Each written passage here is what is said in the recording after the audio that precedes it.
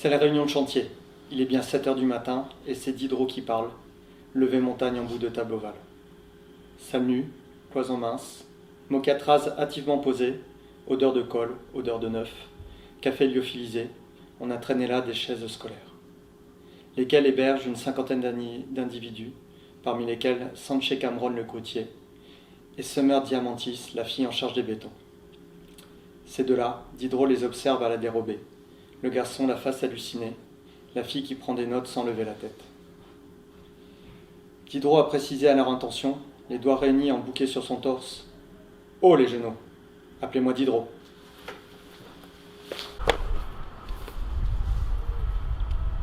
Il se racle la gorge, puis commence à voix forte. « Ok, on y va. Feuille de route. 1. Creuser la terre. Il lève le pouce. 2. Draguer et aménager le fleuve. Il lève l'index. 3. Démarrer le béton. Il lève le majeur. Se tourne pour abaisser un écran mural, met en route un ordinateur portable, se retourne, regarde lentement l'assistance, puis les premiers mots claquent. Creuser la terre donc. Il se tourne vers la carte géomorphologique affichée sur l'écran, sort une zappette de la poche arrière de son pantalon. Ici coexistent deux types de sols.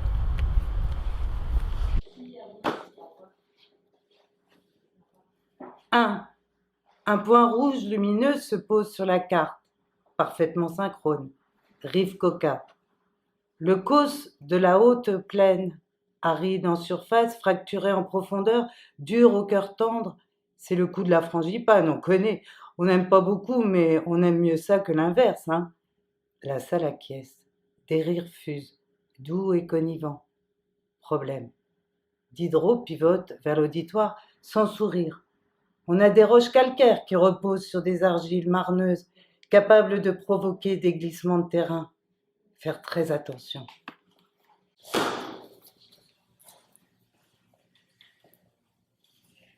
Même chorégraphie de Diderot, rive edgefront. Sol humide et habité, racines à arracher, trouer la glèbe et descendre chercher le minéral pour s'y appuyer, pour y faire socle. Donc, deux types de sol, d'où deux types de matériel, mais une seule compétence, le geste néolithique. Autrement dit, entailler la terre, et toujours il joint le geste à la parole. Le tranchant de sa main fend l'espace au devant de lui. Il joue la scène, il aime le théâtre. Enfin, il récapitule à voix haute en pointant l'une après l'autre deux taches rouges sur la carte. On va commencer par faire deux trous pour ancrer le pont. C'est bon ? Bon, je continue. Draguer le fleuve. Diderot enchaîne tandis qu'un changement de carte s'opère sur l'écran. On procède comme d'habitude.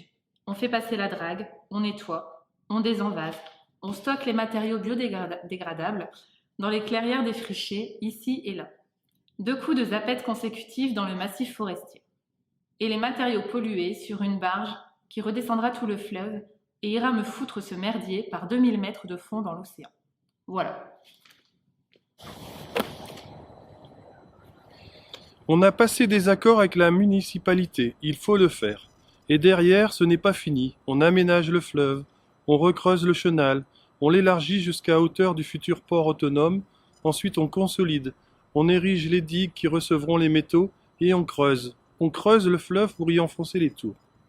Prise de notes sur les carnets et pattes de mouche des hommes en chemisette claire, il fait chaud, on ouvre les hublots pour plus de fraîcheur, la salle s'enfle de la clameur du dehors. Frombissement des autoroutes, vacarme de la place boursière, affolement de canards sauvages, moteur teuf teuf teuf des canaux sur le fleuve, aboiement de chiens, coups de feu, et la voix de Diderot se torsade avec elle sans la recouvrir. Drôle de bande-son, pense Sanché Cameron, qui ferme les yeux un instant, puisque ne les a pas fermés de la nuit, saisi qu'il était sous le drap par la fébrilité qui s'était emparée de lui.